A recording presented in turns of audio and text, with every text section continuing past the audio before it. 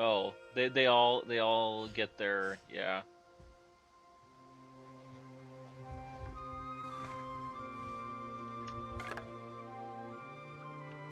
That's fucking weird, dude.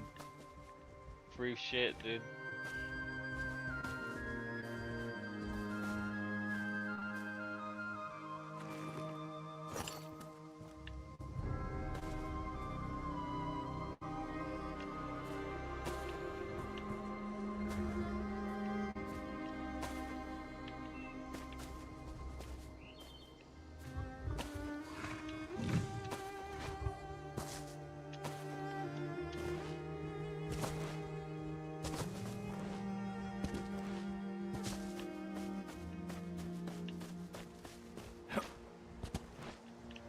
I got flex right here. I think we need jute though for crafting stuff.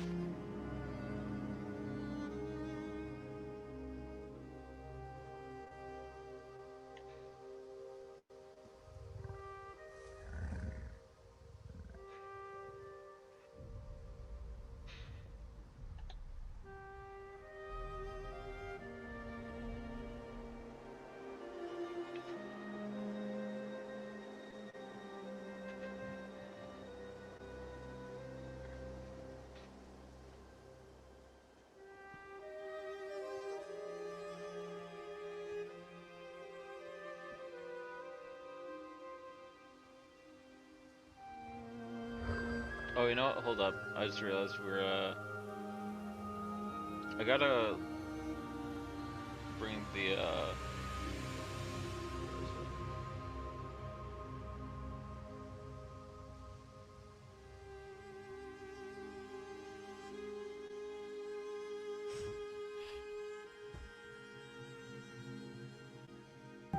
Donald Trump singling out and attacking one group of people and ICE being on our streets and asking people documentation.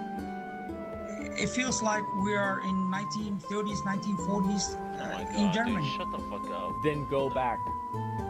Go back to Germany in... This is crazy. Tell me how that was. You're gonna say it's like a Nazis? Like it's like the Nazis because we don't want illegal aliens in our country? This is outrageous. I'm glad that finally, like, this is such a just dramatically ridiculous, just like totally unfair, stupid fucking thing that it even exists.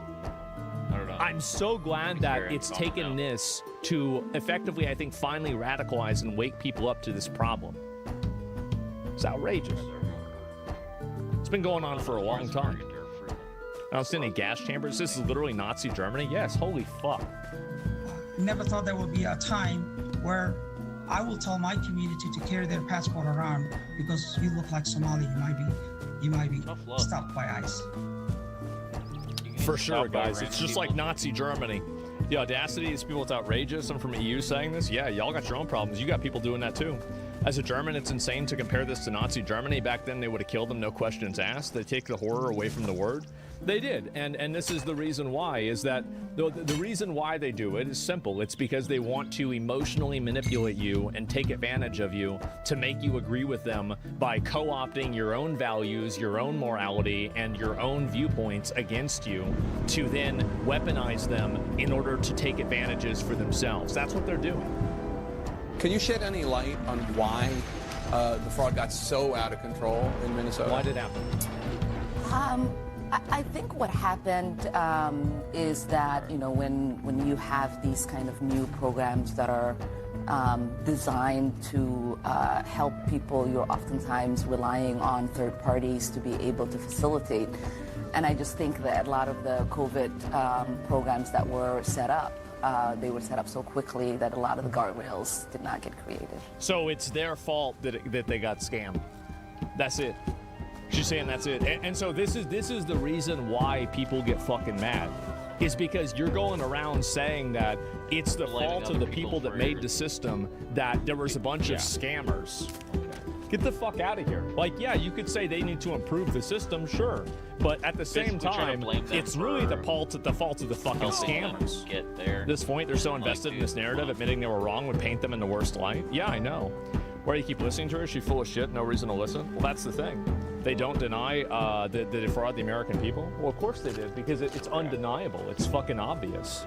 So yeah, anyway, I think this is very fucking annoying. It's extremely frustrating. And hopefully now people are finally figuring it out and they're understanding it. But it has taken a extremely long time for people to pick up on this, right? And what is this here? Oh, no more promoting the Safari restaurant. The owner who, oh, here we go. The owner who donated to her campaign was convicted of feeding our future for $250 million fraud scheme. Like drinking. Wow. I got like and you got this right here, right? Arizona teas. Hennepin County Attorney Miri. You know what's a really good snack though, or like a reports good that the Trump administration is planning to send ICE agents to the Twin Cities to target our neighbors of Somali descent. You wanna mix this is part of a recent pattern to single out our Somali community Arizona members. iced tea. This is And it has to be a certain kind of Arizona. The one I have is right now She looks like Bill Clinton. White iced tea. Divide us. But we won't let that happen. Dr. Pepper cream There soda are with that. no roving gangs with Somali people in this community harassing, threatening, doing anything to any of our community will divide us. Whenever a government official says there are no roving gangs blah blah blah with Somali people in this community harassing, threatening, doing anything to any of our community members. Now, let me repeat that again because I've heard this. Let's hear it again. There are no roving gangs of Somalis targeting or harassing or doing anything inappropriate to any community members. Those are simply lies. It is not true. No one believes the government anymore. I see that. Our office at the Hennepin County Attorney's Office here will not assist in any way, shape, or form in any of these ICE raids.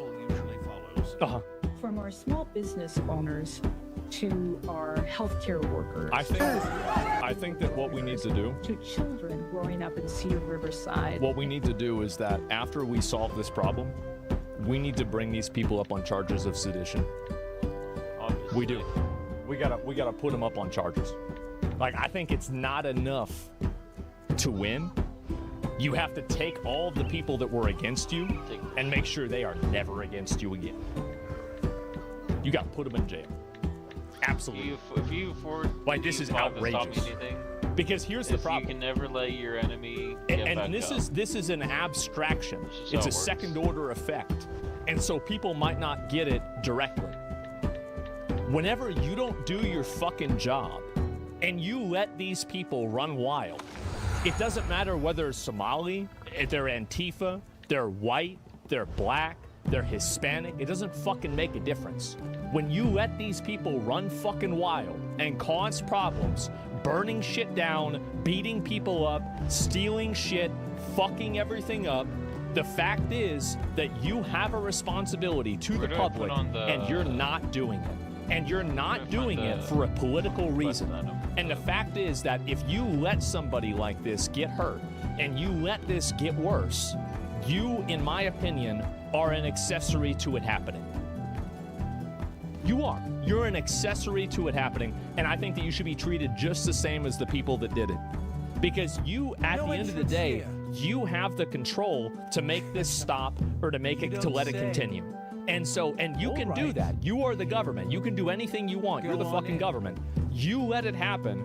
You are effectively allowing these people to be fucking terrorized for no reason. And it's even worse than this, because I bet there's plenty of people from Somalia that are fucking fine. Like, there's nothing wrong with them. But this entire racial identity that they've created by displacing the actual accountability, the problem isn't the fact that they're Somalian. The problem is the fact that they're committing crimes and they're defrauding the government. That's the problem. That's the big issue. And every single time that that gets criticized and you want to, like, oh, well, you're racist for talking about this. The only reason why they're saying that is so they can deflect from the fact that they let it happen. They let it happen. They didn't give a fuck. They were like, oh yeah, this is okay. And they let these people run wild, scam the fucking government, commit crimes, do all of this bullshit, and you know who really suffers? The other Somalians who are law-abiding citizens who do come here to try to at least have a better life. Yeah, they might be on fucking welfare, but like, I'd rather have somebody on welfare than somebody defrauding government for $1 billion, sending it back to their home country to fund terrorist groups. This is outrageous, and it's radicalizing people. This fucking Karen, Bill Clinton retard is sitting here doing this, making it worse for everyone, making it worse for Americans, making it worse for Somalians, and I hope and pray that one day she will be making it worse for herself. I hate these fucking people. They are the worst. That's what I think. What a bunch of shit. What a bunch of bullshit. Read the sign behind her head. If you see something that's not right, not fair, and not just, you have a moral obligation to do something about it. Yeah, bro, like this is it's so justifying. I think these people just talk like this for the optics, so take away her ability to be visible easy. Well, I think that really it's about whether you're letting people have crime run wild. Women should not be in positions of power. Tim Walz let this happen. He's not a woman. Like, yeah, he bald as fuck. He a bald-ass old man. Like, it's not about her being a woman. It's because they don't know what the fuck they're doing. You're awake now, so yeah, moral kitten? obligation. Yeah, of course, right? Just Isn't that convenient for you? Nah, this shit makes me so fucking mad. I've been seeing this for a while, and it just seems to somehow just keep getting worse and worse and worse. So yeah, generally that's what I think, and I'm very frustrated about this, but I don't really see it getting any better until people look at it. But the problem is that a lot of people, you can never criticize this problem because they keep calling you racist. Here's the fact, and this is like, you need to take the power away from that word, the power away from this insult, because they're not calling you racist because you're doing something that's racist. They're calling you racist because you've identified the grift that they have. They're using this as a word to hopefully make you afraid because, oh my God, I don't want to be called this word. I guess I have to comply with them and do everything they tell me. That's what's happening. Is that they don't actually think that you're racist. They're fucking racist. You had Ilhan Omar herself telling people that the other Somalians that disagreed with her had to go back to Somalia themselves. They're trying to send each other back.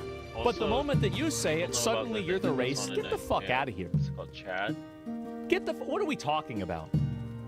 It's such an absolute fucking manipulation. It's unbelievable. Right, it's unreal that this is even happening. The Karenocracy needs to die. It's a lot more. Nobody cares about that anymore. Yeah. People use these words. They call you these names. They don't mean a fucking thing. None of it matters. If somebody's calling you that, it means you're probably right. Because that's the reason why they do it. They would debate you on the points and the merit of what you're discussing if they could, but they're not able to. So they have to resort to name calling because they've run out of ammunition on the other perspective. That's the reason why. Believe me, I know people like this who are like the people he's talking about. Kentucky just snapped. Here we go. What happens when you have anti-ICE protesters from deep blue Cincinnati wander across a bridge into deep red Kentucky? We find they went to the PvP server. Their viewpoint and making them like blinded by rage. It's fucking big annoying. Mistake. You shouldn't do that. Finally get to see the FAFO scale in action as these activists block the rolling bridge between Ohio and Kentucky. Really and while Cincinnati PD is gently arresting these people. Alright, there we go. Yep. Why the fuck is it upside down? What the fuck? We got ourselves a 2%er here. That's right. Is it upside down? While protesting, Kentucky's Covington police immediately laid down the law. They got a paintball gun. Damn. They're just getting dragged away. Now, one copper started landing haymakers on a protester in a Cincinnati Reds cap while just beat the fucking shit out of him. Good. You resisting arrest? You're trying to cause problems? Lady attacked the cops with her tactical slipper. Oh my God. Her tactical slipper as the K-9 cops were finally deployed. Oh shit. Now, they what's got interesting is how build Kentucky bridges, not walls. Is the irony not lost on them when they're creating a wall?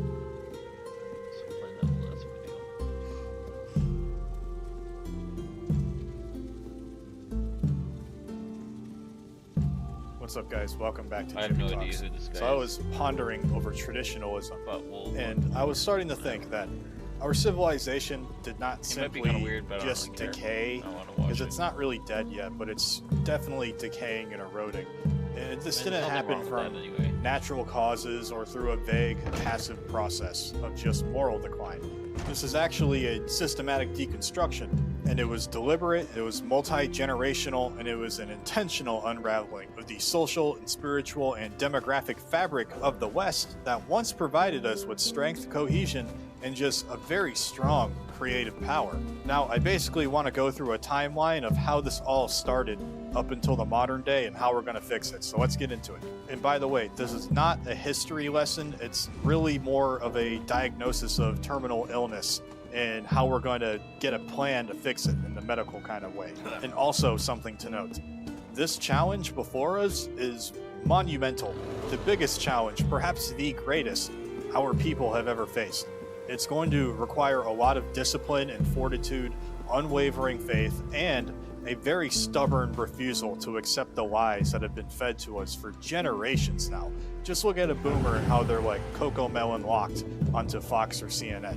It's just the lies. Generations have been glued to this stuff.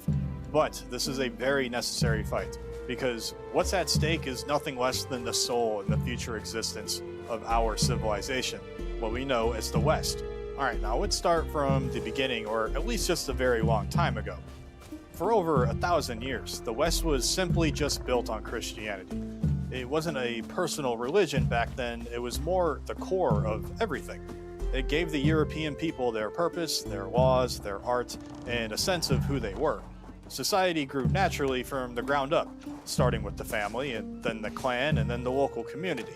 Think all the way back. You know, this is before medieval times and into medieval times. This wasn't some made-up ideology forced onto people from the above. A person's identity wasn't something that they chose for themselves. It was given to them. It came from their duty to God and their loyalty to their family and their bloodline, and their stable role in their local town, and their respect for the ways of their ancestors. This was a society with clear order, a hierarchy, and a divine purpose. Everyone had a place, from the king to the peasant farmer, and that structure created very stable times. This is the world that gave us the cathedrals that we all see in Europe, the music of Mozart, Michelangelo's art, and the deep thinking of Thomas Aquinas.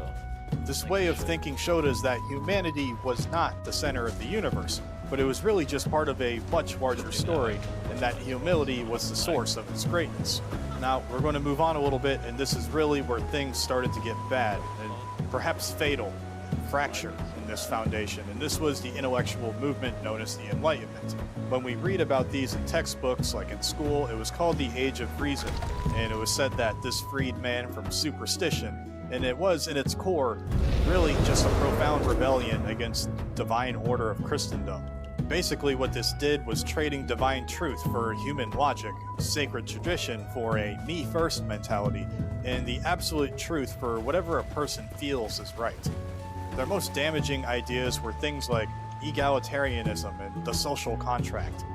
These sound good on the surface, by the way, but they work by cutting a person off from everything that truly defines them, like their people, their history, their ancestors, and their faith.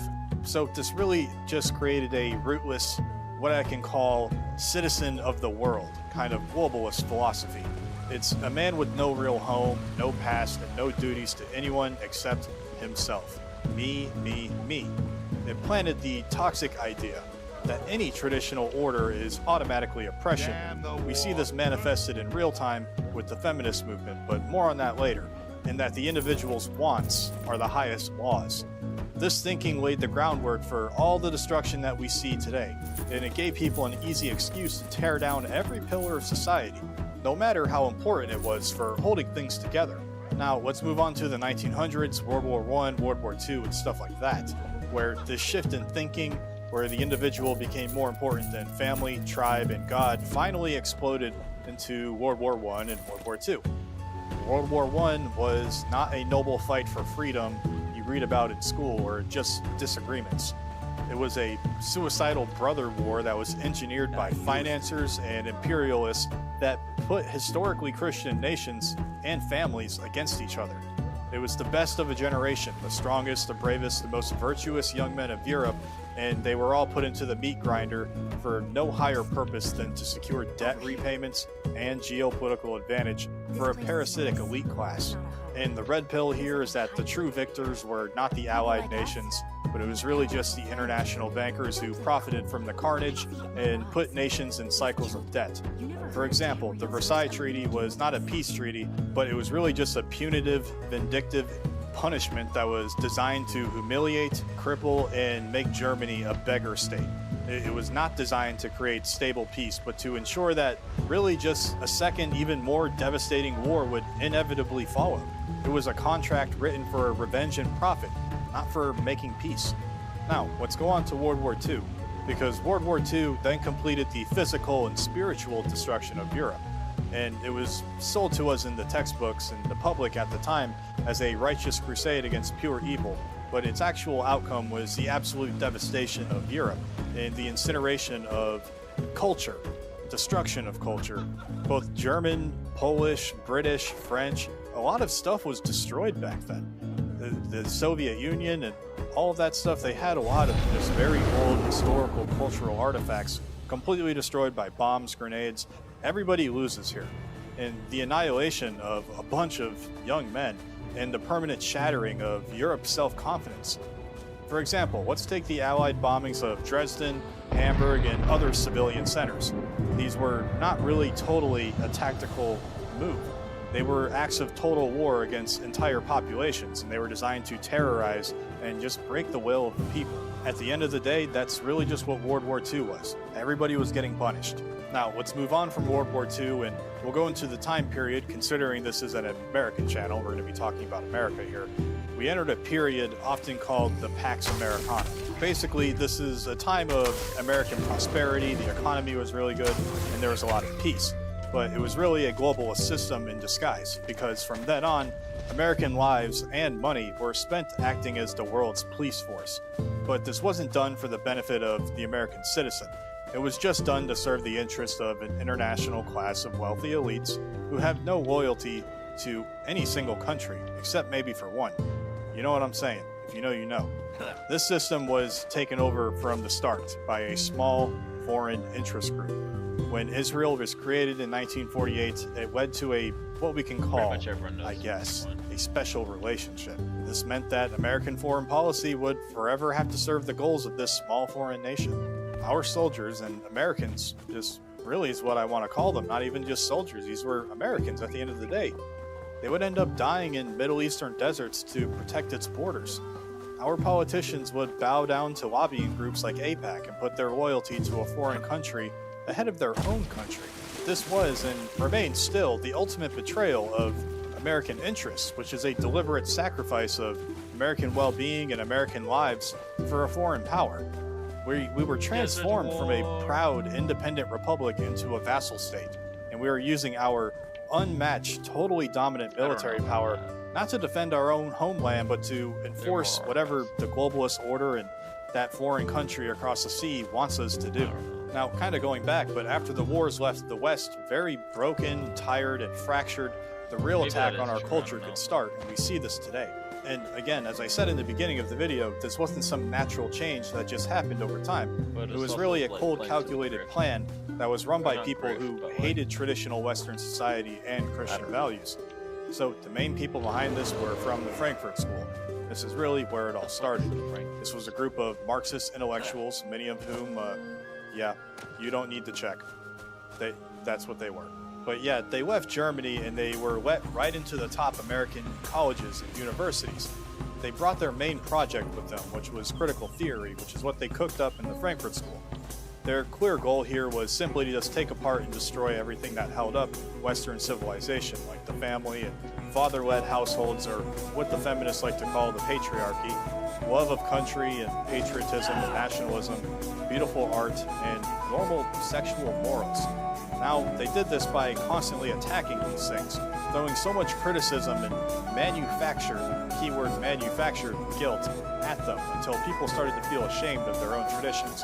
That's how we get to people watching Love Island, covered in tattoos and in a relationship with 7 different people at once. They call it poly or something like that. It's really strange, but they knew the regular working class wouldn't openly rebel against this. So they came up with a sneakier plan. Instead of attacking the system directly, they would just poison the culture itself. And that's really the environment that shapes how everyone thinks. This leads me on to feminism. This was not just an uprising and totally organic and normal of oppressed women.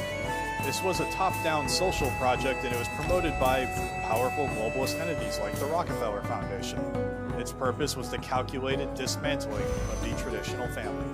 But you may say, why? That sounds kind of far-fetched. But a single-income household with a working father and mother managing the home is economically efficient. It's also spiritually whole, and it's pretty much self-sufficient. This makes stable, well-adjusted children and fosters a very strong bond of loyalty. But by convincing women that homemaking was a form of oppression and that abandoning their children for corporate servitude was air quote liberation, the engineers of this movement broke the fundamental unit of a healthy society. Now, instead of just one person working and having to pay that guy well, they can hire 2 people and pay them less and make more money off of them. This is also a way for the government to tax another person. But it also turned women and men against each other, and it created pretty much a perpetual gender war between them. But this strategy worked very well because they managed to crash the birth rates of Western nations, meaning families weren't having enough children to replace themselves. This creates a huge demographic hole, and more importantly, they created massive numbers of isolated, disconnected single men and women with no strong ties or strong roots. You see a bunch of videos if you go on your YouTube feed, you'll probably see something like the male loneliness epidemic, and it's like just another same video essay from some guy who somehow has 500,000 followers that I've never heard of before. Not to throw shade on those people, but anyways, this plan was called the Long March Through the Institutions, and this really was a huge success. They took over the places that train teachers and public schools, the news networks, Hollywood, and finally the government itself. By the 1960s, their destructive ideas were no longer seen as radical or extreme. They had become the new normal, and the accepted way of thinking that everyone was supposed to follow. Then, after that, the so-called sexual revolution of the 1960s was just the final nail in the coffin. Around this time, birth control started to get normalized, abortion was legal in some areas, and sex was completely disconnected from having babies, commitment, or any kind of responsibility. Around this time, we also had the push of drug culture, and this made being selfish, checking out from reality, and avoiding duty seem normal. The old values that actually built our civilization, like discipline, honoring your commitments and your duties, purity, and putting others first, were mocked everywhere. In movies, schools, and back then on the TV. They were called old-fashioned, oppressive, and harmful, and all that stupid stuff that they like to say. They were replaced with a new set of values. Everyone for themselves. Me, me, me. Endless shopping, chasing pleasure, being a consumer, hedonism, doing whatever just feels good in the moment. This new culture wasn't an accident. It was designed. It was designed to make people weak, passive, and distracted. One of the final assaults on the West, as we've seen today, started to pick up in the 1980s. And it was an ideology called neoconservatism, which I made a whole entire video on. But it hit a globalist plan behind a lot of false sense of patriotism. There was big trade deals like NAFTA. These were never meant to help the American worker. Really, the real purpose of this was to ship the country's factories and jobs off to other countries so big international companies could make more money. This knowingly wrecked the strong, successful, middle-class working towns across America. But the real killing blow happened a little bit earlier, also with the 1965 Immigration Act. This law was written on purpose to change the very makeup of the American people. The people who supported this, like Senator Ted Kennedy at the time, went up to the Senate and laughably claimed this would not be revolutionary. but they knew they were lying. It was the most revolutionary act in American history since the Civil War, and its effects were intended and desired. And really, this is just the reality of the Great Replacement. They like to call it a conspiracy theory, even though there's literally a UN report written about replacing Western nations with other nations from the Third World. So yeah, this is not a crazy conspiracy you hear about in the fringe parts of the internet, as they like to say. It's just basic math that literally anyone can see happening. This is a slow takeover, and it's pushing out the original people who built America, which were the white Christian Europeans, and all of the other Western countries, both culturally and genetically. The ruling class uses the terms of diversity, vibrancy, and cultural enrichment to mask what is truly happening. And to put it bluntly, it's ethnic cleansing via mass immigration and differential birth rates. The primary purpose of all of this is to create a docile, deracinated population of consumers with no shared history, no common culture, no linguistic unity, and therefore no ability to organize or resist the demands of their globalist managers. He's going off the deep end.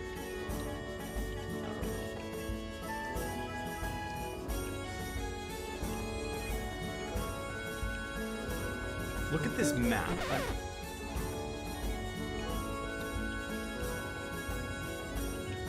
This was inevitable. Yeah, this is probably the true. radicalization of Gen Z. It's a great video by Cole Hastings. And hey, look at this. He's got Karl Marx here on the left. He's got Donald Trump here on the right, which is, I gotta be honest, kind of silly. Donald Trump does not equate to Karl Marx on the left. You could put a ton of other people. I don't know. You want to have fun? You can put Hitler, I guess. But sure, they put Donald Trump. He put Donald Trump. You got Nick Fuentes right here. I have no idea who this lady is or what it's all about. But this is a great video. It makes a lot of interesting points that I think it's worth listening to. And I'm going to provide some insights as an aging millennial on the matter and talk to you about what I think of Gen Z. And we'll hear what Cole has to think. And let's roll it. Sort of. But beneath their external appearances are some of the most extreme ideologies the world has ever seen. Take a look at this guy. He goes by the name Clavicular online. Seems like a normal dude, right? But if you watch even 30 seconds of one of his videos, he will start using words that, to maybe 80% of people who speak English, seem completely made up. So we take a look, and we've got a lot of rosacea, just showing you a basic way to improve by 1 to 2 PSL. Because these two things, these two softmaxes can go a long way. You know, with the lack of facial angularity, it causes me to have an overly wide perceived facial width to height ratio. Clavicular is part of a group of people called looksmaxers who first spawned on internet forums. Looksmaxers are obsessed with doing anything and everything they can to maximize what they call their PSL and SMV, their personal look scale and sexual market value, respectively. Look at me improving mine. The only thing that determines basically all areas of success in your life is your looks, and to not obsess over your looks is doing yourself a massive disservice. I love this. He starts off with a great example because it's clearly stupid. One thing the internet's done is it's allowed people who are probably never going to make it in any kind of media, make it in media. I mean, maybe you're some like round-faced, part Asian, genetically missing a tooth, and you're bald. And somehow you find your way to widespread success on the internet. I feel like actually, yeah, shitting on just some random I am dude literally is genetically missing a tooth here, Yeah, and so there you go, this you're tooth shitting on right here is a baby tooth. That's actually true. And then it's funny because people are like, Tim, why don't you get hair transplants and just get like implants or like in your teeth or whatever? Because I don't care. Because I don't care. Guys, I really do mean it when like probably not the thing you want to hear if you're working at this company, but. You know, look, I work very hard, but I'm not about to go, you know, I just put a media, you know what I mean? I love that. But let's watch more and talk about the radicalization of Gen Z. You get my point, all right? You could be, like, when would I ever make it in Hollywood? They're going to be like, fix your teeth, get veneers, and put on hair trans. You're too young to be bald, Tim. You're not going to be in any of these movies. I don't know, I just make YouTube videos, and then if people like it, they like it, and, you know, there you go. Do you value parkour? No. I value efficient work, I value smart work. Hard work is a ridiculous concept. In order to optimize his looks maxing, Clavicular has been injecting testosterone since the age of 14, and he plans on flying to Turkey soon for a double jaw surgery. According to online sources, he's only 19 years old. And yet he has adopted what I think most people would consider a very radicalized view of the world. Holy I would say developmental disability. Subgroups of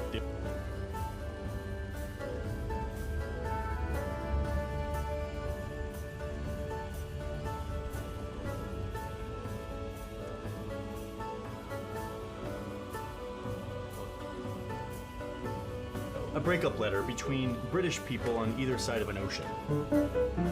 It's the Declaration of Independence. And no, it's not the real one. Dog shit documentary guys from like freaking millennial ass stupid bullshit.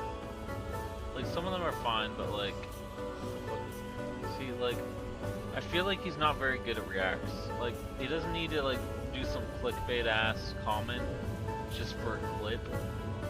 Every time he wants a clip. Like, every time he's watching a video, he's always farming clips. Dude, fuck off.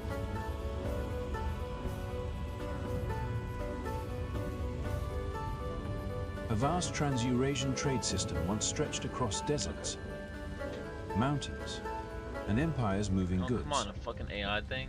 Dude, YouTube is trashed.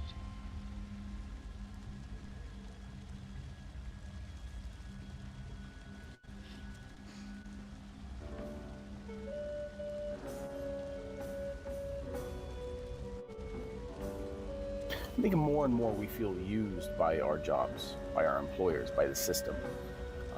The things that we need in our life to actually live a life, or just to maintain, to be able to have a roof over our heads, food on the table, or be able to pay our bills, pay our student loans. Not AI, it's just become more and more I do difficult. use AI for certain things. Instability I know under the same AI system has like, become useful. less I do tenable, use it for, like, as we're all beginning to feel it. It doesn't feel like we're sufficiently paid, we're sufficiently rewarded for giving the vast majority of time that we have in our day, in our lives, to participate in a system that doesn't actually reward us in the way that is equitable. Not that nobody wants to work anymore, it's that nobody wants to be a slave. Wage slavery. Wage slavery, let's talk about it. You are not free when you don't have a choice. They make it seem like you have a choice. There's a reason why the younger generations are all like obsessed with becoming YouTubers.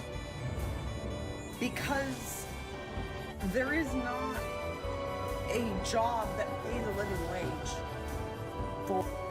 You know, this isn't something that's particular to the younger generation, but you know, walking into the job market and it being so sadistic, you know, it is disillusioning. But this really does affect the older population as well. I mean, just hop on social media and have a look. Just type in, "I can't retire" on TikTok or something like that. And it's filled with scams.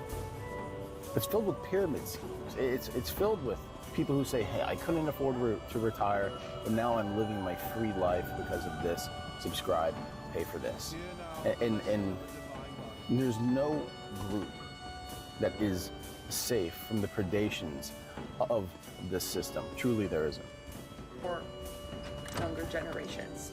And before you come in here and be like, "Well, I made it work," what did you give up? What did you sacrifice? You have What to give up freedom did pretty you much give a up? ton of shit And also, to make it work. how much did you suffer? And how much do you expect others to suffer? Because when I say living, I mean sustainable. In life, you either grow or you decay. And without free access to healthcare for every single person, then that means that you're not investing in life. I think this is one of the reasons why people who live overseas, you know, typically seem to have more fulfilling lives. Generally, the happiness in their society is much higher than it is here in America. Healthcare is something that we really do remove from our idea of a necessity for happiness, because you know, in all the developed nations in the world, America has over 500,000 bankruptcies due to medical debt every year.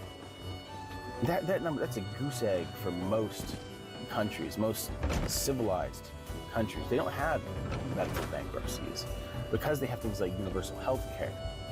And it doesn't really matter, right, how prudent you've been, right, how fastidious you've been with your finances.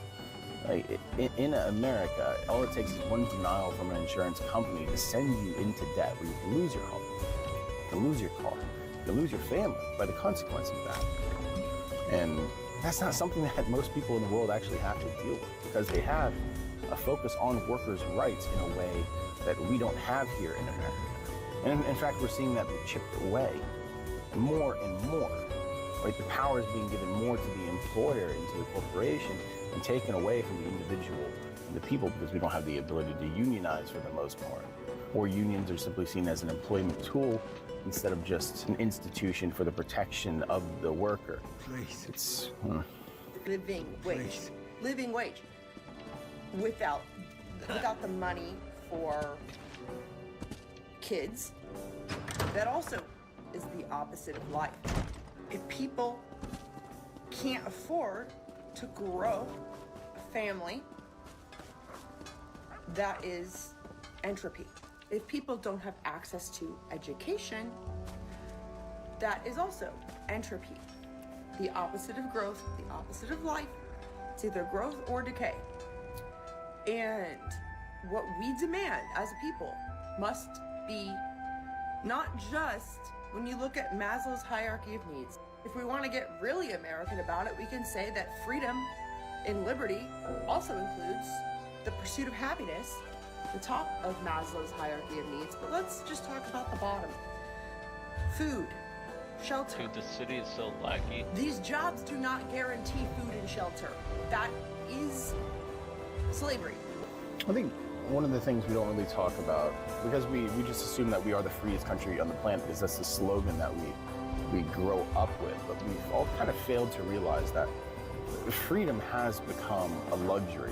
Because everything in this system has become monetized, and as a consequence to not actually, being able to reach the bar that's set by society as far as your participation, the money that you bring in to the consumer economy. If you don't hit a certain level, you don't have freedom. And for the vast majority of Americans who do have to trade their labor for 9-10 hours a day, 6 to 7 days a week, what freedom is there really?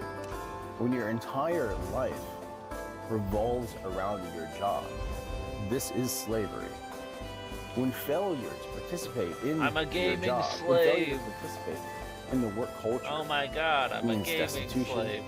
All I do is homelessness, play video games. It's the such liquidation a of disaster. assets. These are social punishments that are put on the person. Person is powerless. A powerless person is a person under slavery. There is no freedom. It's a luxury. And I don't think it's always been that way. Maybe it has been. But it feels wrong. And it feels like at this point in civilization, this point in progression, we should be able to move beyond that and work towards a more equitable system for the working class, for the actual people who run this country, not the ones who simply dictate orders. Because I personally believe to trade in our freedom, our time that we have in our lives for the illusion of security isn't enough. Or even if we do have that security, you can say, well, America is not being invaded. No one's kicking down my door and trying to break into my house. And you're like, yes, but do the consequences and does the system need to be so vampiric to allow that kind of safety and security? Is that all that this system works towards? No. This system specifically works towards juicing the American people for all that they're worth so that the government, the politicians, and the corporate elite can enrich themselves. It's not for the people. Right? We say it again and again and again because we need to beat it into our heads that this isn't for us. The system has failed to uphold the social contract. And now, as a result, we are all, barring 5%, 10% maybe, probably 2 to 5%, we're all slaves to the wage. Wage slavery. Younger generations in particular don't want to take a job that will guarantee bankruptcy, that will guarantee homelessness. And I am not joking, like this is so for real. Like I actually wish that I was being dramatic right now, but when you as a human being only have X amount of hours in a day, X amount of hours in a week, you as a human, have responsibility to keep yourself alive. The standards that the employees set on you, to come in with a smile, to be well rested, well fed, to be able to lift 50 pounds, to be able to have the mental energy to not make mistakes. That requires food, that requires sleep, that requires a regulated nervous That's why system. people just If want these to work for companies expect you themselves to have a nowadays. regulated They don't really nervous want to system, fucking work for a corpo. they better fucking give Like, you yeah. what you need to regulate. If you don't have what we're seeing is what you not need to like laziness, work it's for, rebellion. like, you know, We those like type to of think jobs, as though you we don't have want to work for a choice, corpo and that and the then people like, who are you know, have struggling some dog shit, just didn't make sleep, better and then, like, get choices. fired. In reality, Just we how don't it is. have freedom, which means that our choices don't matter. If you want the Americans, if you want the people to be content, any people in any country on this planet, if you want people to be content with the system in which they live under, the system that is meant to represent them, if you want them to be happy, if you want them to be content, give them this one thing. Let them be able to have one job, and that one job be able to pay for their housing, pay for their rent, their mortgage, pay for their pantry to be full, pay for the ability for them to be able to go out and buy a home at some point, and for them to be able to have a family. And of course, make sure that healthcare is part of that as well. Universal healthcare is something America desperately needs. That one thing, giving people decent paying jobs, that's enough to cover the entire Maslow's hierarchy. And you would see a reversal in the morale of not just this country, but any country. It doesn't matter where the morale or the levels of patriotism are in the country. It can easily be reversed to a positive direction when you actually give people true opportunity instead of just the illusion of opportunity or the threat of destitution. When you're in poverty, you are getting dinged for late fees 24/7. You are not able to meal prep properly. You're not able to splurge on pantry staples. When you're in poverty, you are splitting hairs all the time, trying to make the most and gamify not enough resources, and it's a losing game every time. So when people say, oh, people just don't want to work anymore, the resistance that you're seeing is that people don't want to agree to a bad deal. Yeah. People don't want to agree to entropy, to decay. People don't want to agree to accept a job that doesn't pay a living wage, that will suck 100% of their energy, perhaps 110%. Because once you do that, there's no way out. You're selling your soul. You don't have the free time off of work to think about an alternate route. I saw a stat on here yesterday that was saying that a single adult in America needs to make $106,000 in order to live comfortably. And I am not shocked.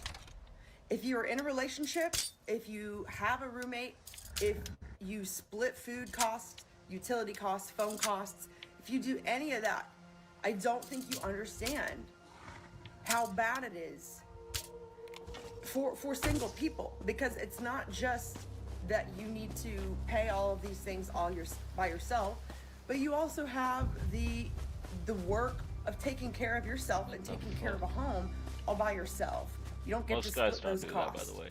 Every single night you have to do laundry. And you have to do the dishes. It never ends. This is something I've been thinking about a lot lately, because I do have a family, and it is relatively new to me, right? My kid's 7 months old, just turned 7 months old 2 days ago. I haven't been married that long, right? I've been single, kind of bouncing around, living a bachelor life until I was 38 years old. And what I can say is that it is a lot easier. You're a lot freer, right? Because you don't have obligation. You don't have responsibility. You may think that you have responsibility, but in the end you don't. Because you can always walk away and you're fine. But there's consequence once you have a family. But in the system that we have now, I think to myself, how difficult it is to actually go out there and kind of just do it on your own. I think this goes back to culture. To be truly, fair, because, the internet kind of we makes it pay less for community difficult to do it on your own. Right? Nowadays, Everything as long as you that have a we house, have, the support structure that used to be part of the village, part of the tribe, has been monetized. It's something that we pay for. But not everyone has a computer, so it's a thing that You kind need a therapist, you need someone to talk to. It's like, I mean, It's most hard to people have have a friends now 'cause phone, but everyone's like if you don't working. have a phone, you're probably So what? homeless You go on anyway. Better Health. You find someone to talk to, and you have to pay them for it. You have kids. You want childcare. You need childcare. You're a single parent. You have to pay for that. You can't just rely on the village. You can't Sometimes rely people, on the community. You can't rely on the tribe. You can't do that anymore because it's been stripped of us. The community that America once had has been fragmented, monetized, and scattered. So we have to search out for these resources and pay a hefty price to have something that used to just be organically in our communities and societies. And I think it's one of the most insidious parts of the capitalist system that we all serve at this point, because it's taken what used to be a natural resource, a natural reward for a successful society, and it's made it pay to play. So for all the people in the comments who say, just being alone is the way to go, you're right, you have a point. And for people who are like, well, we need to split this up between people, you absolutely have a point. The only family that's becoming realistic in America is the co-op, right? Not the actual family, but the co-op. A family in America isn't just family anymore. It has to become a co-op in order for it to work. Co-op doesn't right? even It has to be grow. like in order for the randos, American it could be family like to kind of come back to a place where it's sustainable, it has to grow. It has to grow to the point where there's so many people that can spread load the work and responsibilities that family can actually be seen as having a net positive on people's lives instead of just an economic and emotional drain. People know how it is. But even building the family, you have to pay to get into that system. Like I said, any kind of progression But obviously I'm not in society, any kind of progression in our lives, I'm able to afford Xbox. there's a price tag on it. And that's how capitalism works. That's not fucking cheap. You can say, oh, these things are never free. You're right. Nothing truly is ever free. Everything is either paid for with taxes, with blood, with sweat. It's taken or earned. Why is everything so But when the attainability of these things are pushed to an nowadays, extreme, seems like almost then everything is like it subscribed puts nowadays. society, it puts our culture, and it puts Fucking sucks. our It's been like that lives for, like, the in past jeopardy. And most of all, it makes Didn't used to be happiness, opportunity very elusive. I feel And bad as for I people said, who are used to like freedom. Well, not Forget bad about for that, but because you can't be free. I'm surprised when Because some you people just don't simply even can't know afford it. like that And it so used to not only be the little time we have is not even enough. like you used to be able to cook buy and clean. software, you didn't have to It's not- subscribe to it. And Software if you're looking around and your place is a mess and you're like, oh no, I don't cook, I don't clean, you're not lazy. We don't have enough time to cook and clean. And it makes sense to want to use the little time you have to try and fucking feel something and be a human for 1 fucking second. To maybe text someone back. To maybe, I don't know, doodle or listen to music. Like, you're not lazy for wanting to enjoy your life for 5 fucking seconds when we don't have enough time and energy to keep the lights on. For full transparency, I will tell you, with that 106 number, why I'm not surprised. My first job out of college, I was making $25K. So I've been in the workforce for 10 years. My career trajectory, I made 25K, 30K, 35K, 40K, 45K, 48K, and then I got my master's and I got a job that offered me 90K. When my asking rate at the time was 75K, I got the job. They offered me more than what I asked for. That 90K was such a breath of fresh air that I thought, I'm rich. Oh my gosh. When really what it meant was, I could finally start paying some of my debt. You know, it's amazing how things have changed so much just in the past few years.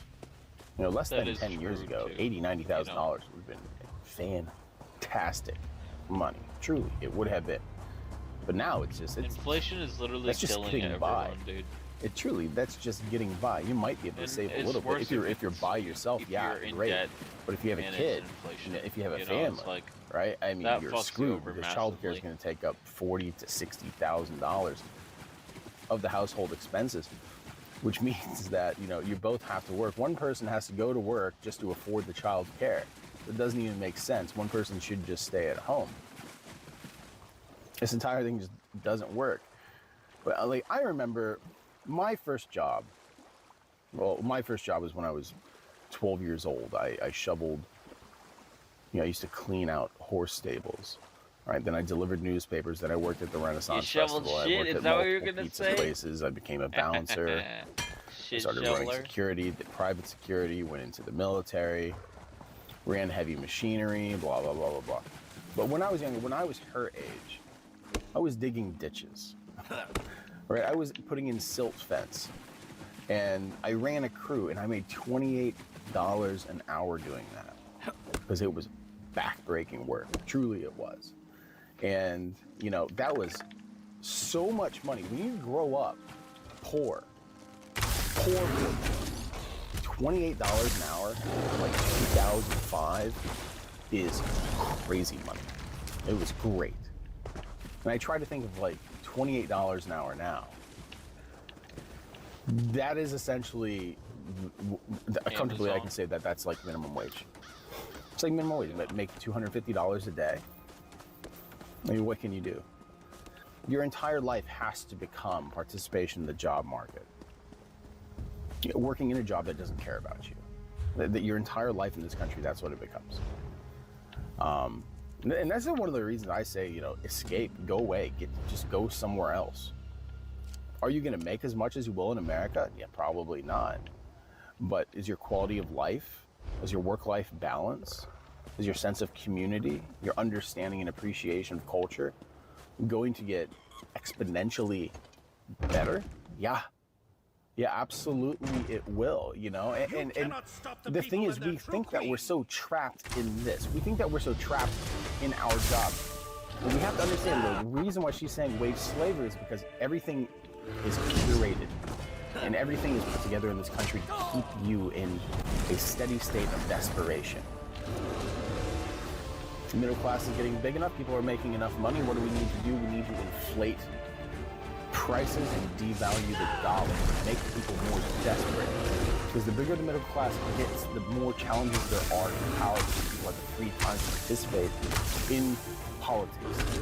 They'll have more time to develop ideas and ideas of how their lives should be, how society should treat them, if society is meeting the promises and responsibilities that we have given them. And yes, this is a global thing, and it's happening everywhere in the world right now. But there's just an extreme here. By the way, I'm gonna point something out. And until you leave, what he's saying about it being a global thing, that's why the poorer countries in the South and the Asia and like the South, the global South as they call it, that's why for example, Indonesia, Madagascar. I don't remember. There's a couple others, but I guess Mexico kind of. But that's why all those countries with lower GDPs and stuff and lower people's incomes. That's why those ones are having the issues first. And I think the worse it gets globally, the quicker that's gonna come here. Also, I don't know why it's showing up upside down. Hold on, let me fix that. I don't know why that's showing up upside down.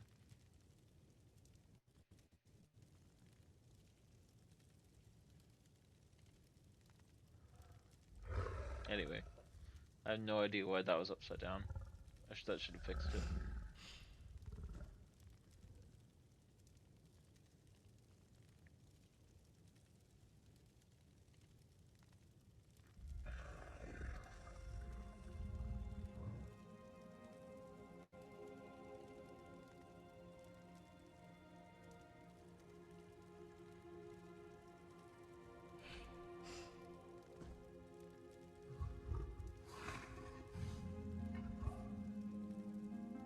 I'm gonna move this over a little bit so the people watching on phone on YouTube Shorts can see. the video we're watching, and maybe I'll make that a little smaller. Same with the webcam thing.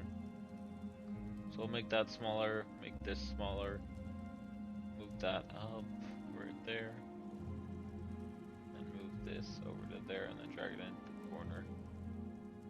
Okay, cool. And I think now people on the phone should be able to see a bit better. Yeah, I'm thinking so. Okay, yeah, it's about better now. Cool. All right, now we're good.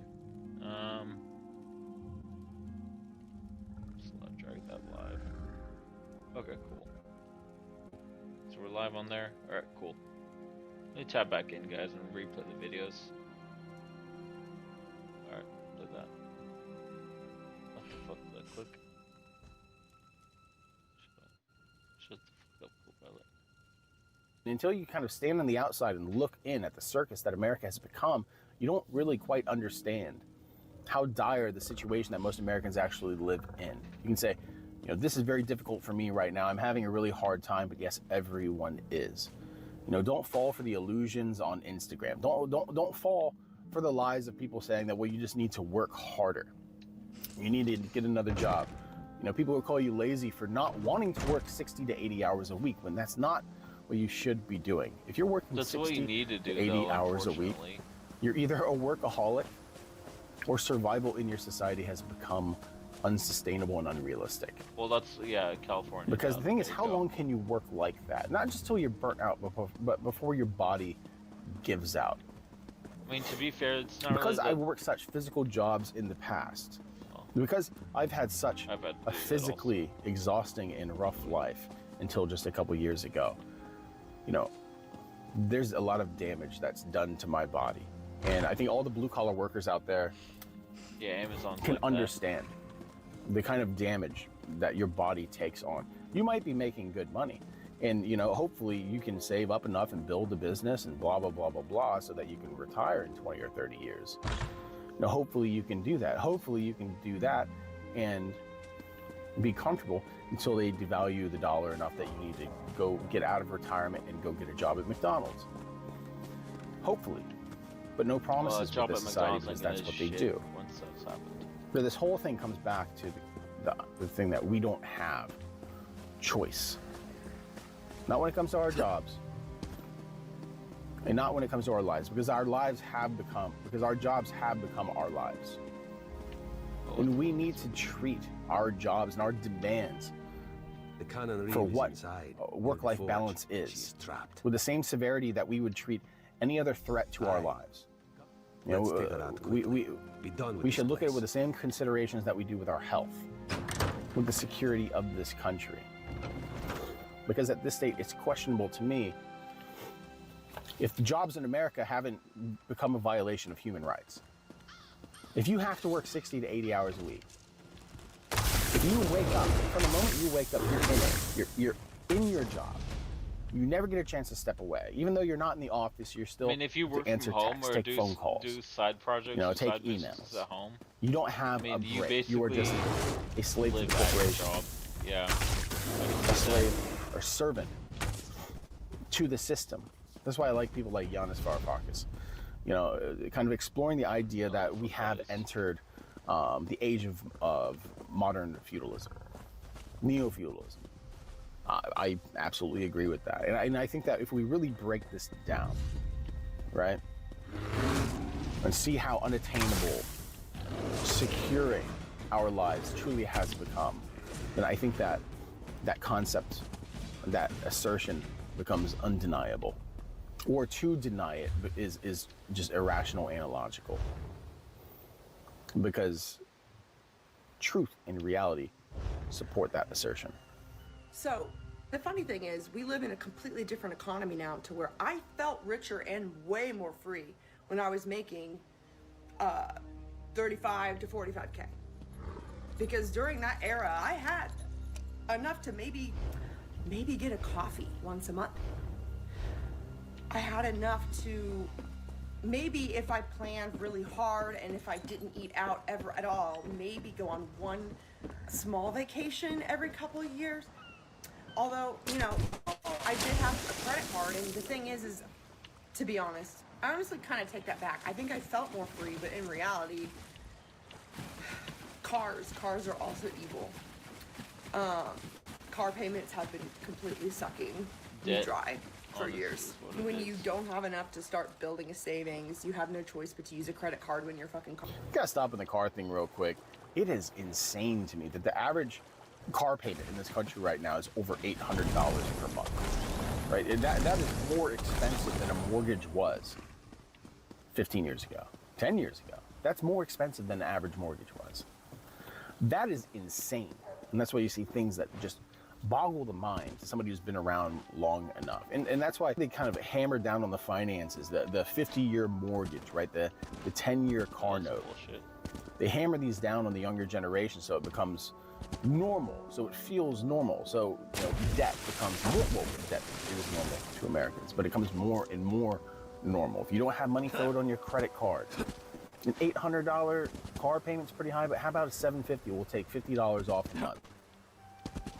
We're just gonna stretch it out for 10 years, knowing that the planned obsolescence of most of the technology out there is that these things are only gonna last 4 to 5 years. And the resale value of vehicles these days, I mean, they're not gonna meet that initial cost.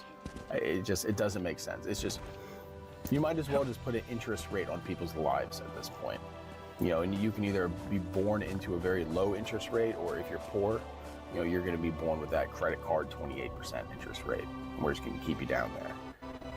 Car breaks down, especially when you don't have public transit and you have no choice but to get on a highway for your job because there's no one hiring in your suburb. A lot of us need to get a lot madder, and we need to stop blaming ourselves for being lazy, and we need to stop believing the unrealistic expectations that have been put on us, because in reality, if a job expects us to show up professionally and have a regulated nervous system, we need to be able to fucking regulate our nervous systems.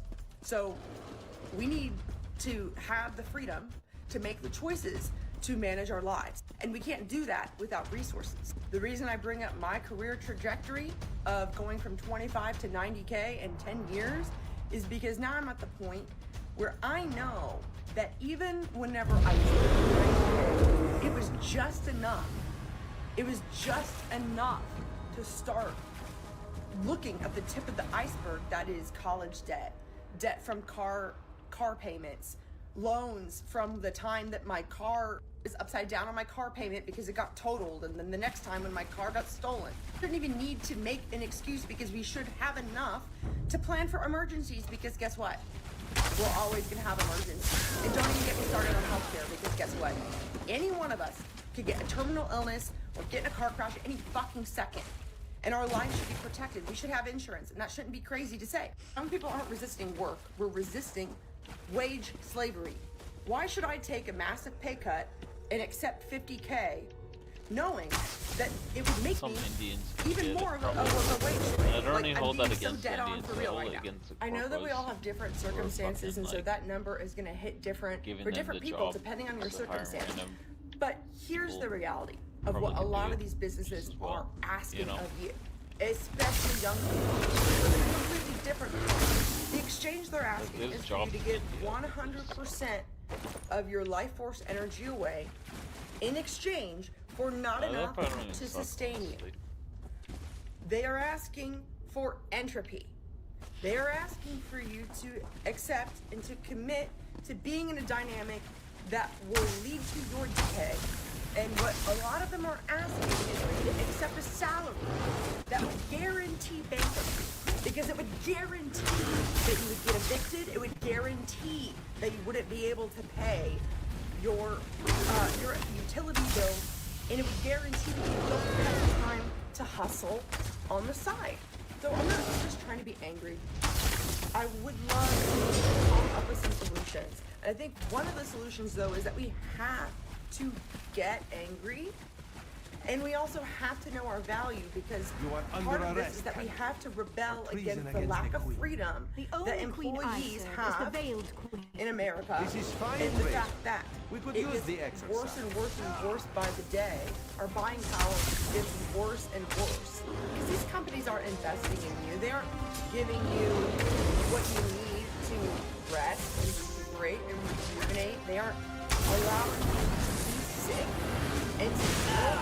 They're not allowing you to pay for healthcare. They're not allowing you to pay for mental health care. They're not upskilling you. They're not interested at all in your progression as a person, as a human. And it's absolutely dehumanizing and sick. And the fact that homelessness is illegal, and they act like it's not. Oh, it's not illegal. Okay, well then where are you supposed to go? If it's illegal to loiter, if it's illegal to sleep in public, where are you supposed to go?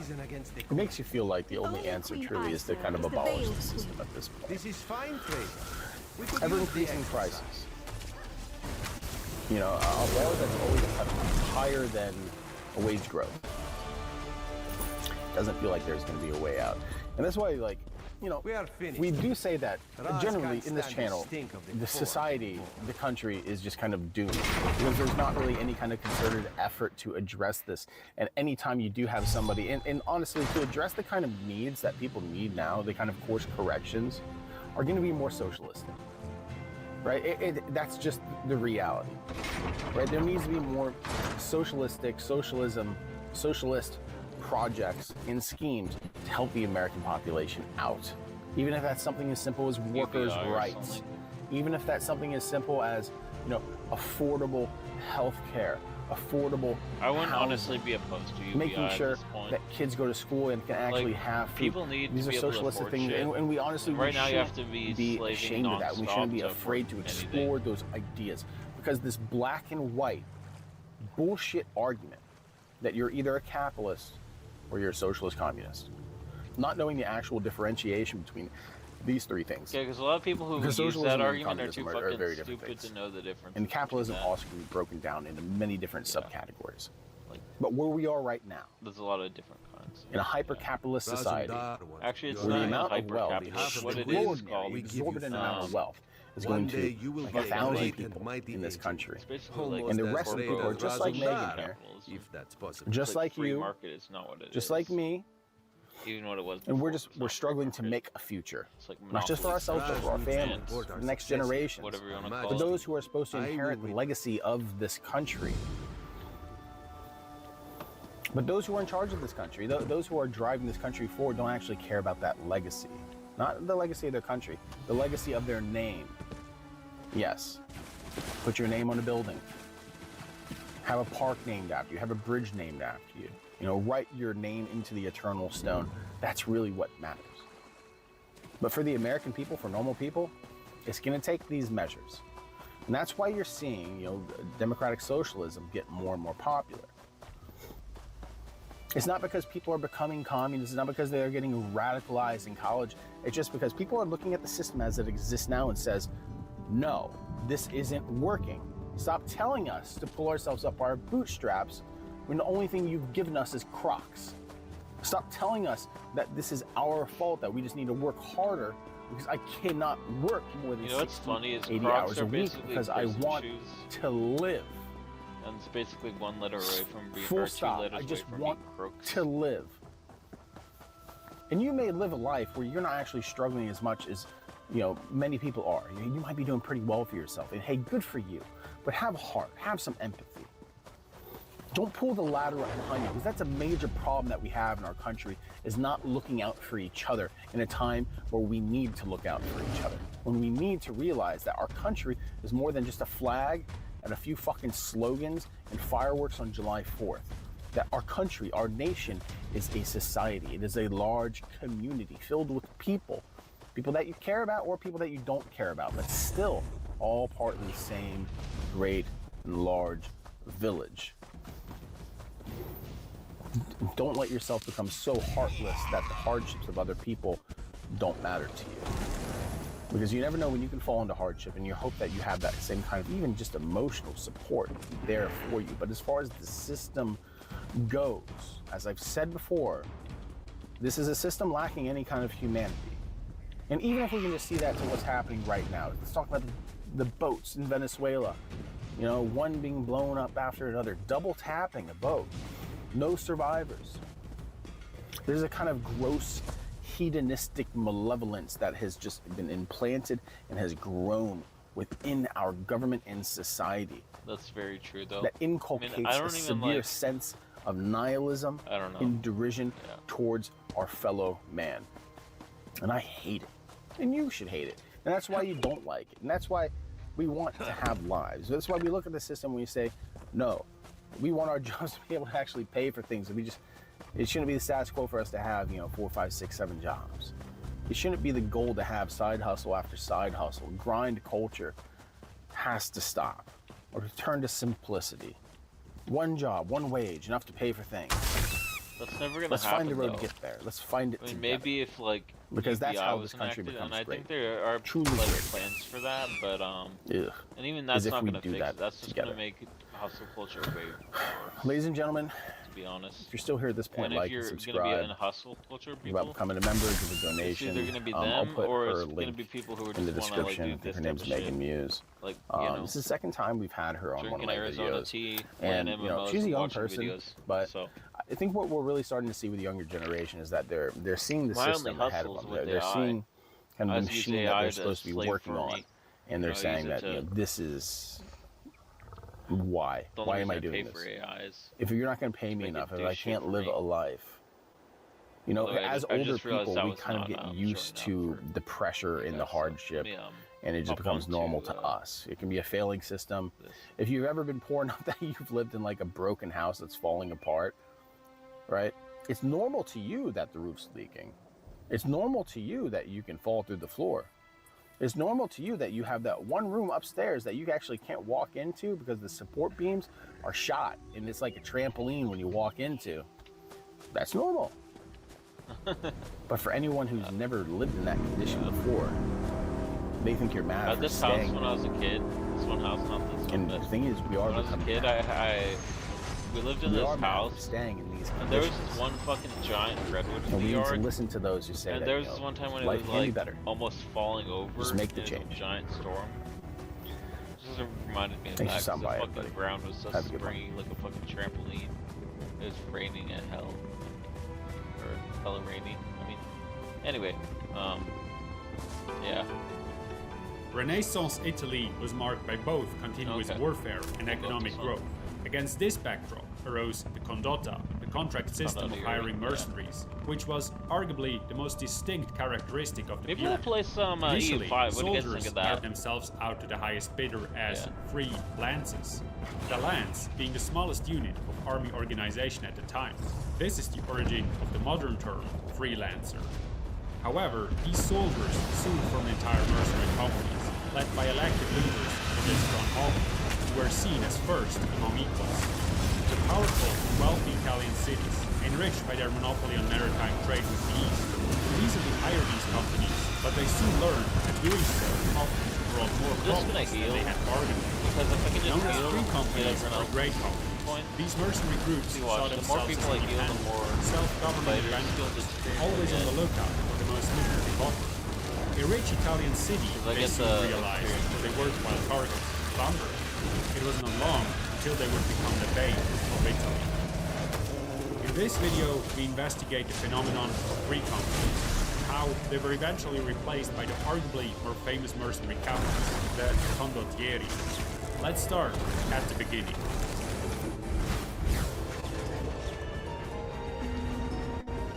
By the mid-12th century, medieval Europe had become increasingly urbanized. The climate was warming, allowing for better harvests. Forests were cleared, making room for fields of barley, emmer and wheat to help feed the growing population, especially in the many urban centers. It was against this backdrop that paid military service of infantrymen gradually became an increasingly important factor in warfare. Urbanization led to better fortifications of cities and more castles, and thus to the proliferation of siege warfare. These new siege specialists often offered their service for pay rather than fulfilling other military obligations. Infantry was also needed to serve as long-term garrison forces in important castles. As the historian Michael Nellis wrote, all pointed toward a growing role of infantry in the warfare of the day. Not everybody liked this change. Many denounced these new infantrymen as brigands and outlaws because they tended to harass travelers and merchants in the absence of other lucrative economic opportunities. Over the course of the 12th century, These infantrymen formed distinct bands called routiers or routiers, from the word ruta or route, meaning band or small group. While this term is most closely associated with the 100 Years' War, the phenomenon of routiers is actually quite a bit older. One famous example is the Brabançons, Guys, I'm who gonna were most swap active to from playing 1166 to 1214. According to the yeah, I'm German gonna swap historian to Julia Knödler, the Brabançons were in the business of I was spreading starting fear and because, terror. They were deployed to wage an economic war on enemy I territory, was starting brutally a ravaging campaign the in countryside Sweden, and destroying and I had resources just, to force the enemy to surrender. well, it's not on, Their destructive raids and Iron Man or plundering in anything, Europe but I led the Holy Roman Emperor Frederick Barbarossa and King of France Louis VII but to sign I a don't even pact in actually know the codes 1167 to forbidding the use if of I wanted to mercenaries. cheat. And even the church or, like, prohibited mercenaries not cheat, in the but, Third like, Lateran you know, Council script in whatever 1179. it did. Despite these I don't know the bans, the commands for that, Brabançons so. always found new employers. Even in Frederick Barbarossa himself, who in 1175 hired them for his Italy campaign. Unlike most peasant infantry, who were mobilized based on feudal obligations, their pay enabled them to equip themselves handsomely with mail armor and helmets. They were experienced fighters who usually relied on pole weapons, long pikes and knives. Over time, the crossbow gained popularity among routiers, especially after the Crusades. The increased firepower led many armies to deploy numbers of archers and crossbowmen. This demand led to new supply, with many Pisans, Venetians and Genoese offering their services abroad as crossbowmen. The new missile firepower was directed against both enemy knights and infantry, which led to new defensive methods. In Italy, for instance, infantry units were divided into pikemen and shield bearers, with the shield bearer resting their long shields on the ground to provide protection for both the pikemen and the crossbowmen. This new need for protection also led to changes in the cavalry division. The historian Michael Mallet explains, quote, "The new threat from crossbow bolts led to the gradual replacement of leather and mail armor by plate armor for cavalry. It also provoked concern for the protection of horses and the introduction of horse armor." End quote. With this change came an increased need for spare horses to replace those slain in battle or exhausted from bearing the weight of the new armor and equipment. Cavalry now required assistance from a small group of pages and archers to lead the horses and provide covering fire. Mallet notes, quote, "Out of these needs grew the cavalry lance, the small group of men attached to the armored men-at-arms, which was to become the characteristic formation of late medieval cavalry." End quote. The effectiveness of this new combination of pikemen, crossbowmen and knightly cavalry was vividly demonstrated in the 1289 Battle of Campaldino, a clash between pro-papal and pro-imperial forces known respectively as Guelphs and Ghibellines, and represented here in blue and red. Both armies consisted mostly of feudal and communal forces, with small groups of routiers coming from various countries. The Ghibellines launched the first charge, committing the first two lines of cavalry and the infantry to the fight. They succeeded in pushing back the Guelph advance guard, forcing the main Guelph cavalry force to slowly give ground. The battle hung in the balance, with the Ghibellines maintaining momentum until the Guelph forces were pushed back to their line of carts, which served as a reserve and rallying point. At this stage, the bulk of the Ghibelline army found itself overextended. Quickly, the Guelph infantry, many of them crossbowmen, pushed up on the flanks. Caught in the crossfire from both sides, the Ghibelline reserve panicked and fled, while the Guelph reserve swept around the flanks and came in on the center rear of the trapped enemy. The coordinated efforts of knights, crossbowmen and pikemen secured a decisive victory for the Guelphs. Routiers were employed in a manner similar to the Battle of Campaldino throughout Europe during this time, but their prevalence gradually declined between 1250 and 1330. This is usually attributed to a general resistance. You normally want it to be in the yellow when you're using OBS. Much like the Pact of Frederick Barbarossa or the Papal Ban, Magna Carta of 1215 included clauses prohibiting the use of mercenaries. And I did realize when I was rewatching my video last time that it was kind of quiet on my mic. Cavalry, which, at least on certain occasions, slaughtered entire routier formations. Whatever the reason, the phenomenon did not reappear prominently until the beginning of the 100 Years' War in 1337, when the routiers became increasingly known as free companies.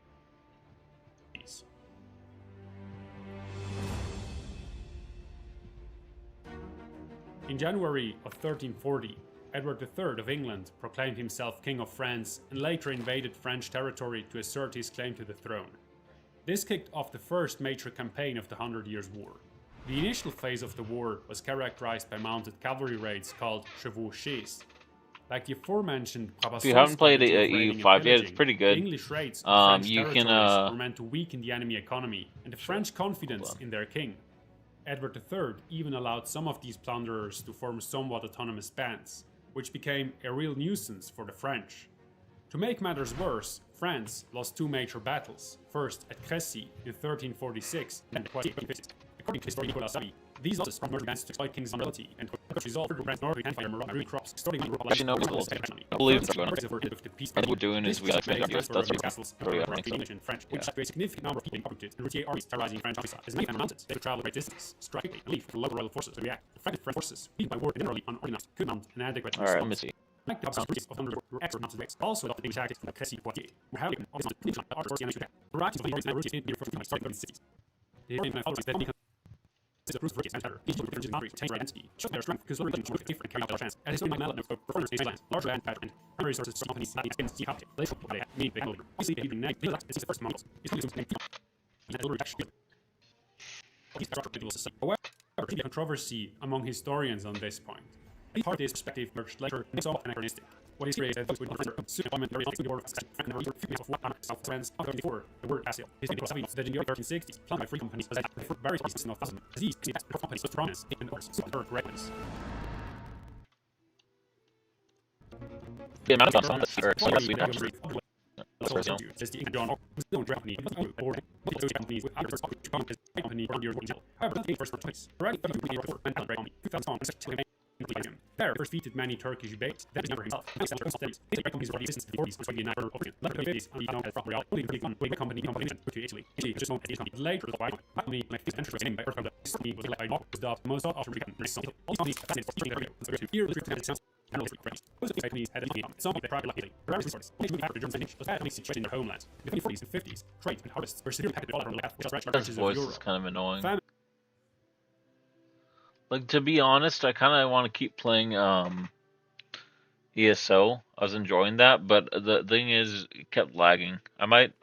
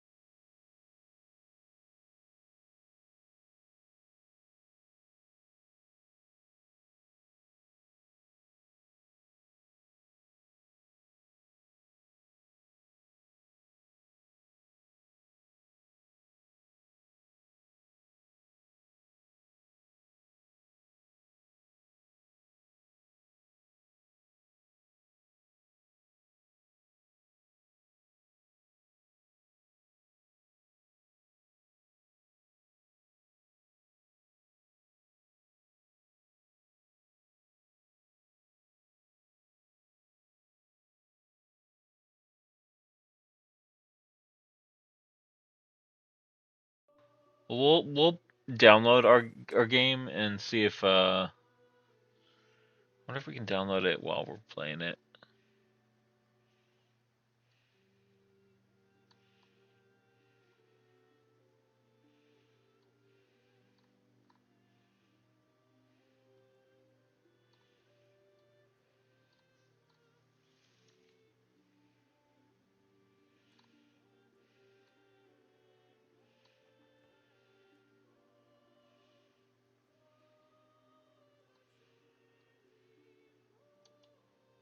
Did you know that 30% of the people in the town of Valentine in Red Dead Redemption 2 have at least one tooth missing? You want to know how I know that? Because I conducted a census. Sort of. It turns out that conducting a census, which is like a giant survey where you try to figure out who lives in a town and what their lives are like, is kind of complicated in a video game where you've got over 100 unnamed NPCs that respawn every morning and don't tell you anything about who they are or what they do. In real life, you literally just go up to people, give them a sheet with questions, and then they fill it out using their human brains. But video game characters don't have human brains, which means they definitely can't fill out surveys. So I need to figure out a way that we can get some type of survey information from these NPCs without using normal survey tools. For a real census, we would have lots of hyper-specific questions, like what kind of housing everyone lives in, how old each member of the family is, whether they have internet access, and so on. But in a video game, a lot of these questions don't make sense and would be impossible to answer. So I decided to focus on the big, broad things you would see on a real census, but simplified down to what's actually visible and inferable in a video game, which means we're really going to look at 5 things. Number 1, employment status.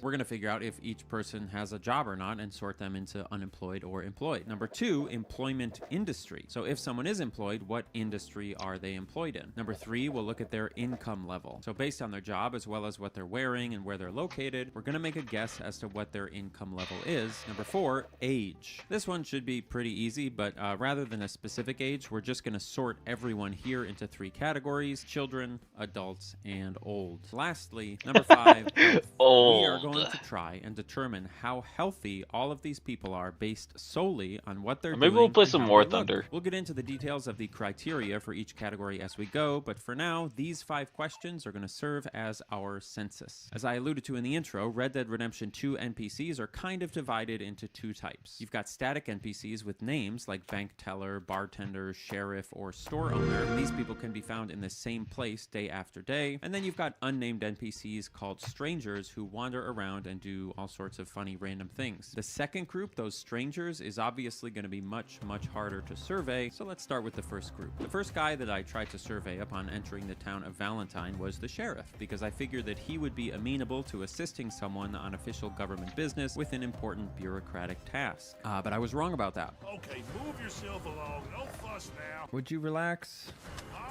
Relax. You guys are shooting a government worker. It's not good. I'm going to talk to FDR about this, or whoever. Who's president? Woodrow Wilson? The good news is that we don't have to get too close to people to determine what kind of job they have, especially when it literally says sheriff in their name. So this guy, definitely employed. Most of the other named NPCs are in hospitality and food service, with 2 employed bartenders, a hotel front desk worker, and a lady who will give you a bath at the hotel if you want. And then you've got your standard Old West positions like a town doctor, a banker, a general store owner, and a gun store owner. Add in a few other weirdos like this guy who has some kind of movie theater, and you end up with a chart that makes it look like a fairly diverse economy with lots of people working many different jobs, like a cute little hippie commune or something. But this place is not a hippie commune. Saw what that sheriff did to me. And in fact, when we survey all of those unnamed NPCs I told you about, this graph is going to go from looking like this to looking like this, with over half of the jobs in the city taken up by one industry. Any guesses what that industry might be? Well, let's wrap up this survey and then we'll go figure that out right after I tell you about the savior of my life, Factor meal delivery service. Welcome to the sponsorship. Here's the thing about Factor. Factor is a service with a purpose, and it fulfills that purpose if you use that service,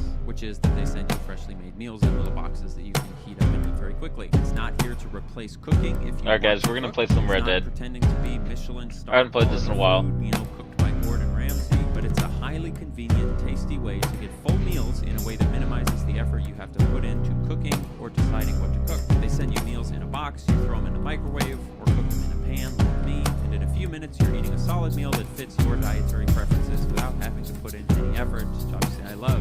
I don't know if you guys have been appreciating the light speed that I've been putting on my videos lately, but guess what? I can't do that if I have to cook all my meals from scratch 2 or 3 times a day. That's just simple math. And listen, I like cooking my meals from scratch. Fresh ingredients are great. Go to a farmer's market. We love those. But if your life right now is too busy, too exhausting, or you'd just rather spend time doing other things than cooking, Factor is a pretty great option. They've got low-carb meals, high-protein meals, vegetarian meals, all sorts of options to suit whatever your food preferences are. And if you find yourself eager to cook from scratch again, it's no problem. You can just pause or cancel your subscription without issue and then restart it whenever you want it again. Somehow I doubt it's without issue. Canceling a subscription is never without issue. We're gonna play online though. Or I don't know, maybe we'll play story mode. Plus free breakfast for 1 code AnyAustin Hold on, FB50. I learned, somebody pointed out, yes, the last time we did one of these, I said I thought FB. I didn't know what FB stood for, so I said maybe it stood for. Someone pointed out it probably stands for free breakfast.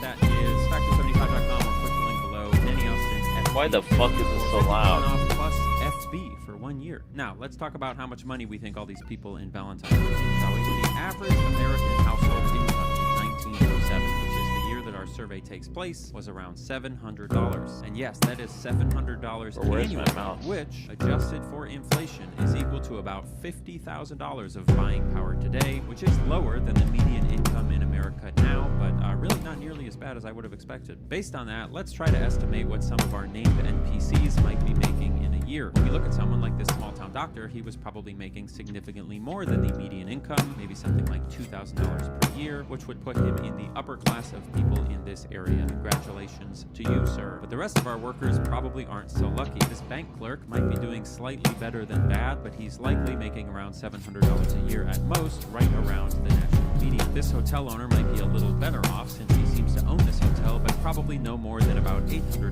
per year. And then the rest of these folks, the bartenders, the bath attendant, the shopkeepers, etc., are probably all making no more than $600 per year, probably less. Which means our income spread of the named NPCs looks like this. Most of them are solidly working class, and then the doctor is the only person who we might consider truly upper class. But we do have a lot more people to survey. Let's move on to age, and unsurprisingly, all of the named NPCs are going to fall squarely in the adult category. It's a little bit of selection bias because we are specifically only doing people right now that have notable roles in the town, and those people are going to be definitionally employed and of age. And then lastly, maybe the most interesting question we have to cover here is health. Coming up with a criteria to judge health based off of nothing but looking at somebody is, of course, a little tricky. So when I first was doing it, I just started out by kind of vibing it out, you know? Well, he's a little red around the nose.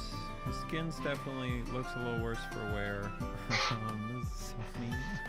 He's leaning. He doesn't have good. The small muscles in his back are not supporting him. You know, he's obviously tired. A little grime under the, little dirt around the hands, so he's not washing his hands enough. And for the most part, that, especially once I got the hang of kind of what I was looking for. Things like whether people had clean hands or redness in the face or how their posture was. These aren't going to tell us anything about underlying conditions. They might. Alright, we're gonna go wrangle some horses in Red Dead. Fuck yeah, let's do it.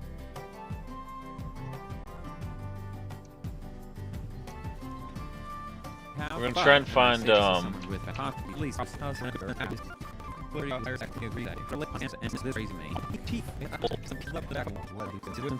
back. I don't know. Something doesn't have teeth. Well, it's then that's the meaning K or and miss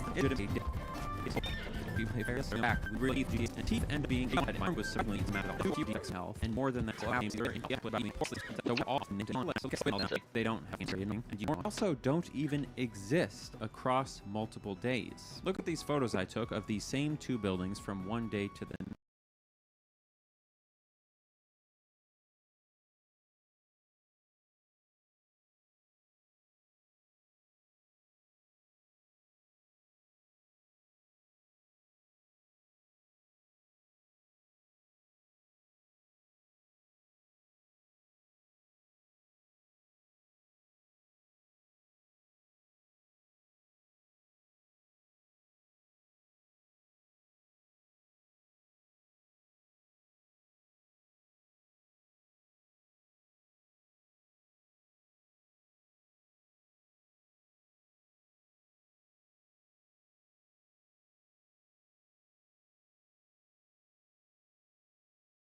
these constantly changing people. Well, I wasn't sure quite yet, but I knew that the first thing I needed to do was figure out how many of these NPCs there are in total, roughly, at any given time. I did 5 separate frantic runs around the city at peak times of day to try and count them as quickly and loosely as I could, and then I took because I figured sometimes I would miss some people or double count some people, and I ended up with roughly 100 unnamed NPC slots at any given time in Valentine. I'm sure this isn't quite right, but it'll be close enough for our purposes. So now, easy. The game is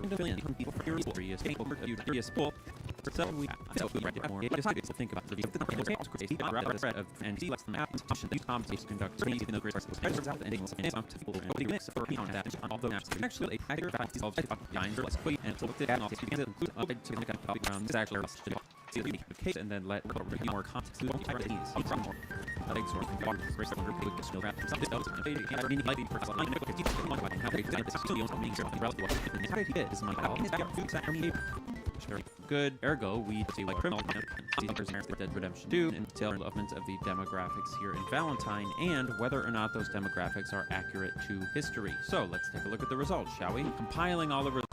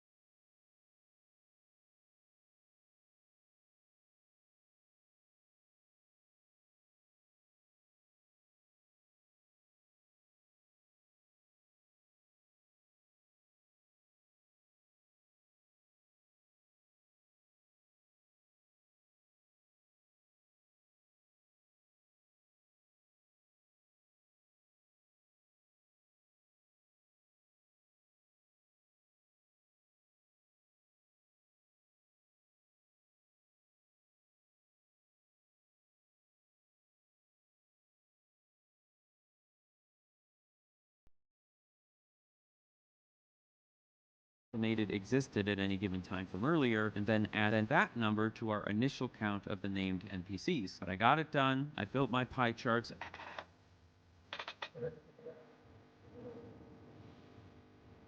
And I officially have some fascinating results for you about the way people in Valentine are living, starting with age. Okay, this one's not that interesting, but all the people here are adults with only a few elderly people in Rockstar Games, them for obvious reasons.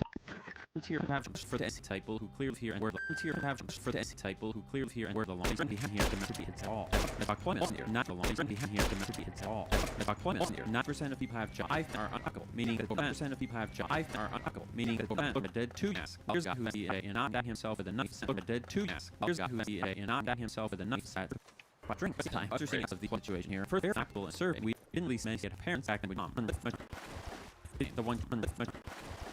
the one cat could earth sing at home cat could earth sing at home wasn't really calculated after the meaning a real comparison here probably here 7% obviously 7% obviously 10% even if 4% it's no different from grappling with named and perceived even if 4% it's no different from grappling with named and perceived dominate hospitality and but after adding in the dominate hospitality but after adding in the also basically every industry pales in comparison to the neural industry in Valentine is from also basically every industry pales in comparison to the neural industry in Valentine is from please agricultural please agriculture over 50% of the town works in some sort of agriculture or agriculture adjacent. This is given over 50% of the town works in some sort of agriculture or agriculture adjacent. This is given the town is made up of farms. The town is made up of farms. There are also NPCs honestly time for just one act with doom close theory their faces were they had. There are also NPCs honestly time for just one act with doom close theory their faces were they had pistols and which was work pistols and which was work entertainment.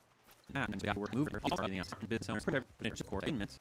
And we got work mover all the bits owners whatever support is this for a country town in the is this for a country town in the honestly to opening I was and then to scenario this would not size inside to opening I was and then to scenario this would not size inside to and construction number probably it labor and construction number probably it lords relief and construct of 10 a day and NC is working lords relief and construct of 10 a day and NC is working close to 7% really a couple for be honest bits over they work search out a word for be honest bits over they work search out a word and should count that really horrible shade well all I'm really tier to be and should count that really horrible shade well all I'm really tier to be a little bit more working overall disrespect well all I'm really tier to be a little bit more working overall disrespect safe is good year Valentine and these a little bit more working overall disrespect safe is good year Valentine and these will just drama working then our last overall safe is good year Valentine and these will just drama working then our last overall ow everyone Valentine well health in the last word article just drama working then our last overall ow everyone Valentine well health in the last word article don't see what when you just talk about don't see what when you just talk about the name and it's important note that particular sort of normatively going word fine base which mean average in this context will include fun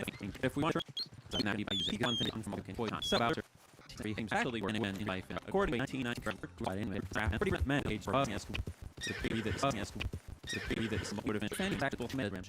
This means you that data is something like a system of a slice of history. It's video gamified in a lot of ways. Overall chat board was agent this of tier town content. Now towns have kids equal pieces have such like part of the boys, so they do need kids. And the other really big thing they should fix, they have to do with intervention. Our these things were just in so version red makes it cannot leave up.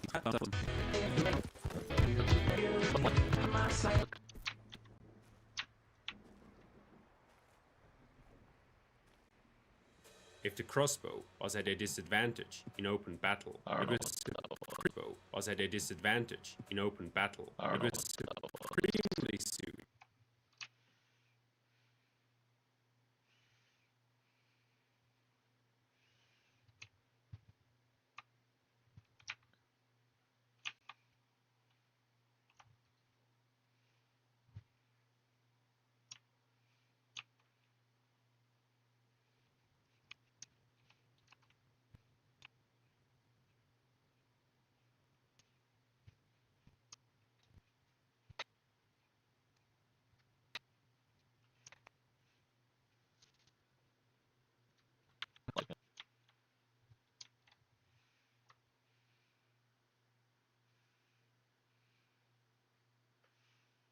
Alright guys, I'm in the live. I'm kind of tired. And also I'm having glitch issues with the Red Dead. Or I don't know if it's YouTube's end or it probably is